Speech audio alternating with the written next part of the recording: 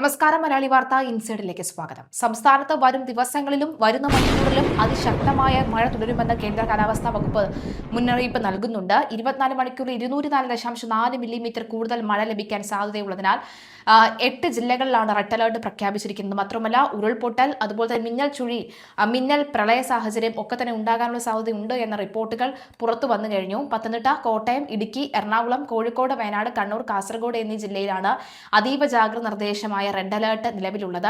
വടക്കൻ മലബാറിലും മധ്യ കേരളത്തിലും തുടർച്ചയായി പെയ്യുന്ന മഴ ജനജീവിതത്തെ സാരമായി തന്നെ ബാധിച്ചിരിക്കുകയാണ്. റെഡ് അലർട്ട് പ്രഖ്യാപിച്ചിട്ടുള്ള 8 ജില്ലകളിലും അതിതീവ്രമായ മഴയ്ക്കുള്ള സാധ്യതയാണ് പ്രവചിക്കപ്പെട്ടിരിക്കുന്നത്. ഈ സാഹചര്യത്തിൽ ജില്ലാ ഭരണകൂടങ്ങളും ദുരന്ത നിവാരണ സേനകളും കടുത്ത ജാഗ്രതയിലാണ്. റെയ്ഡ് അലർട്ടിന് പുറമെ ആലപ്പുഴ, തൃശൂർ, പാലക്കാട്, മലപ്പുറം ജില്ലകളിൽ ഇന്ന് ഓറഞ്ച് അലർട്ടും തിരുവനന്തപുരം, കൊല്ലം ജില്ലകളിൽ മഞ്ഞ അലർട്ടും പ്രഖ്യാപിച്ചിട്ടുണ്ട്. ഇതോടെ സംസ്ഥാനത്തെ മുഴുവൻ ജില്ലകളിലും മഴ മുന്നറിയിപ്പ് നിലവിൽ വന്നു. താഴ്ന്ന പ്രദേശങ്ങളിൽ വെള്ളക്കെട്ട് രൂപപ്പെടാനും നദികളിൽ ജലനിരപ്പ് അപകടകരമായ രീതിയിൽ ഉയരാനും സാധ്യത ഏറെയാണ്. നാളെയും, അതായത് ഓഗസ്റ്റ് 5 സംസ്ഥാനത്ത് മഴ ശക്തമായി തന്നെ തുടരുമെന്നാണ് കാലാവസ്ഥാ നിരീക്ഷണ കേന്ദ്രത്തിന്റെ വിലയിരുത്തൽ. തിരുവനന്തപുരം, കൊല്ലം, തൃശൂർ, പാലക്കാട്, മലപ്പുറം ഒഴികെയുള്ള 9 ജില്ലകളിൽ നാളെ ഓറഞ്ച് അലർട്ട് പ്രഖ്യാപിച്ചിട്ടുണ്ട്. മഴയുടെ വ്യാപ്തി കുറയുന്നില്ലെന്നത് ആശ്വാസ നടപടികൾക്ക് കടുത്ത വെല്ലുവിളിയാകുന്നു. ഓഗസ്റ്റ് 6 പത്തനംതിട്ട, കോട്ടയം, ഇടുക്കി, എറണാകുളം ജില്ലകളിൽ ഓറഞ്ച് അലർട്ടും ബാക്കി 10 ജില്ലകളിൽ യെല്ലോ അലർട്ടും നിലനിൽക്കുന്നു. വരും ദിവസങ്ങളിൽ മഴ തെക്കൻ മധ്യ കേരള ജില്ലകളിൽ കേന്ദ്രീകരിക്കാനുള്ള സാധ്യതയും അധികൃതർ തള്ളിക്കളയുന്നില്ല. തുടർന്ന് ഓഗസ്റ്റ് 7 സംസ്ഥാനത്തെ മുഴുവൻ 14 ജില്ലകളിലും ശക്തമായ മഴ സാധ്യത കണക്കിലെടുത്ത് യെല്ലോ അലർട്ട് പ്രഖ്യാപിച്ചിട്ടുണ്ട്. 8 പത്തനംതിട്ട, കോട്ടയം, ഇടുക്കി, എറണാകുളം, കോഴിക്കോട്, വയനാട്, കണ്ണൂർ, കാസർഗോഡ് ജില്ലകളിലും യെല്ലോ അലർട്ട് മുന്നറിയിപ്പ് നൽകിയിട്ടുണ്ട്. അതിശക്തമായ മഴ തുടരുന്ന സാഹചര്യത്തിൽ മലയോര മേഖലകളിലും നദിക്കരകളിലും താമസിക്കുന്നവർ അതീവ ജാഗ്രത പാലിക്കണമെന്ന് സംസ്ഥാന ദുരന്ത നിവാരണ അതോറിറ്റി നിർദ്ദേശം നൽകി.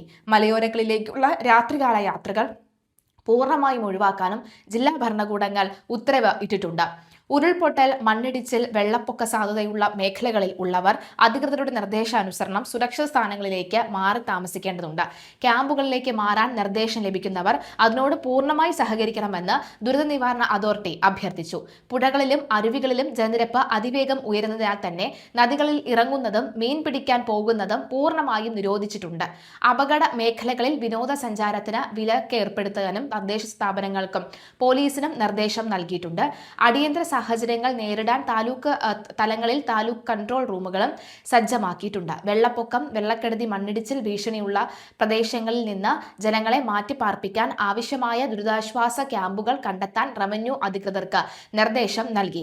ജില്ലയിലെ കനത്ത മഴയിലും പ്രളയത്തിലും ദുരിതമനുഭവിക്കുന്ന പ്രദേശങ്ങൾ നേരിട്ട് സന്ദർശിച്ച് മുഖ്യമന്ത്രി വി.ഡി. സതീശൻ പ്രളയബാധിത മേഖലകളിലെ വിവിധ ദുരിതാശ്വാസ ക്യാമ്പുകളിലെത്തിയ അദ്ദേഹം ദുരിതബാധിതരെ നേരിൽ കണ്ട് സ്ഥിതിഗതികൾ വിലയിരുത്തുകയും പിന്തുണ അറിയിക്കുകയും ചെയ്തു. ജില്ലയിലെ നദികളിൽ അടിഞ്ഞുകൂടിയ മണ്ണും എക്കലും നീക്കം ചെയ്യാൻ അടിയന്തര നടപടികൾ സ്വീകരിക്കുമെന്നും വെള്ളം കയറിയ വീടുകളിൽ 10,000 രൂപ വീതം ധനസഹായം നൽകുമെന്നും മുഖ്യമന്ത്രി മാധ്യമങ്ങളോട് പറഞ്ഞു. കഴിഞ്ഞ ദിവസങ്ങളിൽ മധ്യ കേരളത്തിൽ പെയ്തിറങ്ങിയ അതിതീവ്ര മഴയെ തുടർന്ന് പത്തനംതിട്ടയിൽ പ്രളയ സമാനമായ സാഹചര്യമാണ് നിലനിൽക്കുന്നത്. ദുരിത സാഹചര്യം ഉയർന്നു വന്ന സമയത്ത് മുഖ്യമന്ത്രി ജില്ലയിലെത്താതെ വിരുന്നിൽ പങ്കെടുത്തുവെന്ന ആരോപണം ഉന്നയിച്ച് CPM ഉൾപ്പെടെയുള്ള പ്രതിഷേധ പാർട്ടികൾ വിമർശനം കടുപ്പിച്ചിരുന്നു. ഈ രാഷ്ട്രീയ വിവാദങ്ങളുടെ പശ്ചാത്തലത്തിൽ കൂടിയാണ് മുഖ്യമന്ത്രിയുടെ പത്തനംതിട്ട സന്ദർശനം. CPM ജില്ലാ കമ്മിറ്റി പറയുന്നതിനനുസരിച്ച് പ്രവർത്തിക്കാൻ തനിക്ക് കഴിയില്ലെന്ന വിമർശനങ്ങൾക്കുള്ള മറുപടിയായി അദ്ദേഹം വ്യക്തമാക്കി. ദുരന്ത വിവരം അറിഞ്ഞ് നിമിഷം മുതൽ തന്നെ വിവിധ മന്ത്രിമാരെ വിവിധ ജില്ലകളിലേക്ക് ചുമതലപ്പെടുത്തി അയച്ചിട്ടുണ്ടെന്ന് മുഖ്യമന്ത്രി വ്യക്തമാക്കി.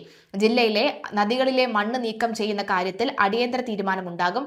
അടുത്ത പ്രളയം വരെ കാത്തുനിൽക്കാതെ ഈ നടപടികൾ ഉടൻ പൂർത്തിയാക്കും. ഇന്ത്യയിലെ തന്നെ ഏറ്റവും മികച്ചതും സ്ഥിരവുമായ ദുരന്ത നിവാരണ സംവിധാനം പത്തനംതിട്ട ജില്ലയിൽ നടപ്പിലാക്കുമെന്നും അതിന്റെ ആദ്യ പ്രൊജക്ട് പത്തനംതിട്ടയിലായിരിക്കുമെന്നും അദ്ദേഹം ഉറപ്പു നൽകി.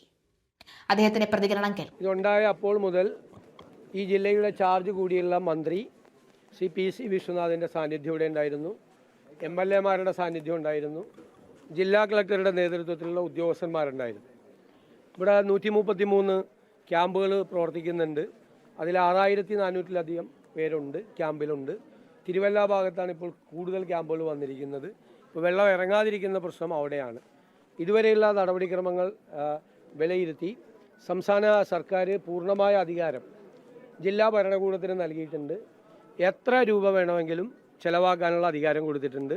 ക്യാമ്പിലെ ഭക്ഷണ സാധനങ്ങൾക്കൊക്കെ ഏറ്റവും നല്ല രീതിയിൽ, ഏറ്റവും ശുചിയായ രീതിയിൽ ഭക്ഷണം കൊടുക്കണമെന്ന് നിർദ്ദേശിച്ചിട്ടുണ്ട്. അത് ചെയ്തു വരുന്നുണ്ട് ഭംഗിയായിട്ട്. ആവശ്യമായ ടോയ്ലറ്റ് സൗകര്യം ഇല്ലാത്ത സ്ഥലങ്ങളിൽ ബയോ ടോയ്ലറ്റുകൾ കൊണ്ടുവരാൻ വേണ്ടിയിട്ടുള്ള സംവിധാനങ്ങൾ ഏർപ്പെടുത്തിയിട്ടുണ്ട്. എല്ലാ സ്ഥലത്തും ലൈറ്റ് ഏർപ്പാട് ചെയ്തിട്ടുണ്ട്. പോലീസിൻ്റെ പ്രത്യേകമായ സുരക്ഷാ സംവിധാനം എല്ലാ ക്യാമ്പുകളിലും ഏർപ്പെടുത്തിയിട്ടുണ്ട്. ഇനി വെള്ളം ഒഴിഞ്ഞു കഴിയുമ്പോൾ തിരിച്ച് വീടുകളിലേക്ക് പോകുന്നവർക്ക് വെള്ളം കയറിയ വീടുകൾക്ക് 10,000 രൂപ ധനസഹായമായിട്ട് അത് നൽകും.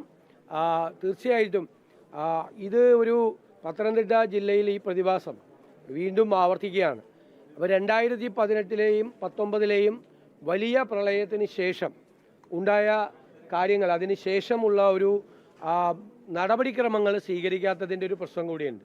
പമ്പ ഉൾപ്പെടെയുള്ള നദികളിലെല്ലാം അന്ന് വന്നടിഞ്ഞ മണ്ണും ഓരോ പ്രളയത്തിലും വന്നടിയുന്ന മണ്ണും നിറഞ്ഞു കിടക്കുകയാണ്. അപ്പോൾ യഥാർത്ഥത്തിൽ വെള്ളത്തിനും ക്യാരി ചെയ്യാനുള്ള, വെള്ളം പോകാനുള്ള സ്ഥലം വളരെ കുറവാണ്. അപ്പോൾ ഈ മണ്ണ് പെട്ടെന്ന് നീക്കം ചെയ്താൽ മാത്രമാണ്. ഇതിപ്പോൾ ചെറിയ മഴ പെയ്താൽ പോലും വെള്ളം പൊങ്ങുന്ന സ്ഥലമായി പല പ്രദേശവും മാറിയിരിക്കുകയാണ്. അപ്പോൾ പുഴയുടെ ആഴം കുറഞ്ഞിരിക്കുകയാണ്. അത് മണ്ണ് നീക്കം ചെയ്യാനുള്ള നടപടികൾ അടിയന്തരമായി തന്നെ സ്വീകരിക്കും. ഇവിടെ മാത്രമല്ല, സംസ്ഥാനത്ത് ഉടനീളം സ്വീകരിക്കും. അതിന് ഏറ്റവും കൂടുതൽ പ്രാധാന്യവും മുൻഗണനയും പത്തനംതിട്ട ജില്ലയിൽ കൊടുക്കും. അതുപോലെ കാലാവസ്ഥ പ്രവചനവുമായി ബന്ധപ്പെട്ട നിലവിലുള്ള സംവിധാനങ്ങൾ നല്ല രീതിയിൽ മെച്ചപ്പെടുത്താനുള്ള തീരുമാനം നമ്മൾ ബജറ്റിൽ തന്നെ പ്രഖ്യാപിച്ചിട്ടുണ്ട്. ഡിസാസ്റ്റർ മാനേജ്മെൻറ്റ് റെസീലിയൻസ് സിസ്റ്റം ഉണ്ടാവും. അതും ഏറ്റവും ഒരു പൈലറ്റ് പ്രോജക്റ്റായിട്ട് നമ്മൾ പത്തനംതിട്ട ജില്ലയിൽ തന്നെ നടപ്പാക്കാനുള്ള തീരുമാനമാണ് നമ്മൾ എടുത്തിരിക്കുന്നത്. കൂടുതൽ റെയിൻ ഗേജ് സ്റ്റേഷനുകൾ, അത് മാനുവലായിട്ടല്ലാത്തതും ആർട്ടിഫിഷ്യൽ ഇൻ്റലിജൻസിനെ കൊണ്ടുകൂടി ഈ രംഗത്ത് ഏറ്റവും നന്നായി പ്രവർത്തിക്കുന്ന നല്ല ഏജൻസികളെ കൂടി, നല്ല ഏജൻസികൾ, ഇപ്പോൾ കൊച്ചി സർവകലാശാല ഉൾപ്പെടെയുള്ള ഹ്യൂം സെൻറ്റർ ഉൾപ്പെടെയുള്ള നല്ല ഏജൻസികളെ കൂടി സഹകരിപ്പിച്ചുകൊണ്ടുള്ള ഫലപ്രദമായ ഒരു ക്ലൈമറ്റ് പ്രഡിക്ഷൻ, കാലാവസ്ഥ നേരത്തെ തന്നെ അത് അറിഞ്ഞ് ആ പ്രവചനത്തിൻ്റെ അത് വ്യാഖ്യാനിച്ച് കൃത്യമായിട്ടുള്ളൊരു വാർണിംഗ് സിസ്റ്റം, മുന്നറിയിപ്പ് സംവിധാനം ഏറ്റവും ഫലപ്രദമായ രീതിയിലുണ്ടാകാൻ നോക്കും. പക്ഷേ ഇവിടെ ഞങ്ങൾ ഇന്നലെ വിശദീകരിച്ചതുപോലെ ഇപ്പോൾ ഉള്ള പ്രശ്നം, ഞങ്ങൾ ഈ മൺസൂണിന് മുമ്പ് തന്നെ സംസാരിച്ചാണ്, ഈ അതിതീവ്ര മഴയും അതുപോലെ ക്ലൗഡ് ബേഴ്സ്റ്റും ഉണ്ടാകുന്നു. റഡാറിൽ ഇത് അറിഞ്ഞു കഴിഞ്ഞാൽ നമ്മൾ ആളുകളെ മാറ്റുന്നതിനുള്ള സമയം കിട്ടുന്നില്ല. അത്ര ചെറിയ ഗ്യാപ്പിൽ ഇത്രയും വലിയ മഴ പെയ്യാണ്. 200 മില്ലിക്ക് മീതെ മഴ പെയ്താൽ തന്നെ അതിതീവ്ര മഴയാണ്. ഇവിടെ പല സ്ഥലത്തും 340 ആണ് വടശ്ശേരിക്കരയിലേത്. അപ്പോൾ ഒരുപാട് സ്ഥലത്ത് ഈ 200-ന് മീതെ അതിതീവ്ര മഴ വളരെ കുറഞ്ഞ സമയം ഉണ്ടായിരിക്കുകയാണ്. പിന്നെ വെള്ളം പൊങ്ങാനുള്ള പ്രധാനപ്പെട്ട കാരണം വനത്തിന് അകത്തുണ്ടായ ലാൻഡ് സ്ലൈഡുകളും ലാൻഡ് സ്ലിപ്പുകളുമാണ്. ധാരാളം ലാൻഡ് സ്ലൈഡും ലാൻഡ് സ്ലിപ്പും വനത്തിനകത്ത് ഉണ്ടായിട്ടുണ്ട്. ഒരുപക്ഷെ വലിയ ഭാഗ്യം കൊണ്ടാണ് വലിയ ഈ അധികം മരണങ്ങളോ അങ്ങനത്തെ വലിയ അപകടങ്ങളോ ഉണ്ടാകാതെ പോയതൊരു ഭാഗ്യത്തിൻ്റെ ഒരു ഘടകം കൂടി യഥാർത്ഥത്തിലുണ്ട്. അപ്പോൾ വനത്തിന് അകത്തു നിന്നും പൊട്ടിയൊലിച്ച് വന്ന വെള്ളമാണ്. വലിയ ലാൻഡ് സ്ലൈഡ് ഉണ്ടായിട്ടുണ്ട്, ചെറിയ ചെറിയ ലാൻഡ് സ്ലിപ്പുകൾ ധാരാളമായിട്ടുണ്ടായിട്ടുണ്ട്. ഫോറസ്റ്റ് ഡിപ്പാർട്ട്മെൻറ്റും അത് റിപ്പോർട്ട് ചെയ്തിട്ടുണ്ട്, അല്ലാത്ത സ്ഥലങ്ങളിലും ഉണ്ടായിട്ടുണ്ട്. അപ്പോൾ അതെല്ലാം കൂടി പരിശോധിച്ചുള്ളൊരു ഫലപ്രദമായ, ഇന്ത്യയിലെ തന്നെ ഏറ്റവും ഫലപ്രദമായ ഒരു ഡിസാസ്റ്റർ മാനേജ്മെൻറ്റ് റെസീലിയൻസ് സിസ്റ്റം കേരളത്തിൽ ഉണ്ടാകുന്നതിനെക്കുറിച്ച് നമുക്ക് ആലോചിക്കും. അതിൽ പത്തനംതിട്ട ജില്ലയ്ക്ക് പൂർണ്ണമായ മുൻഗണന നൽകും.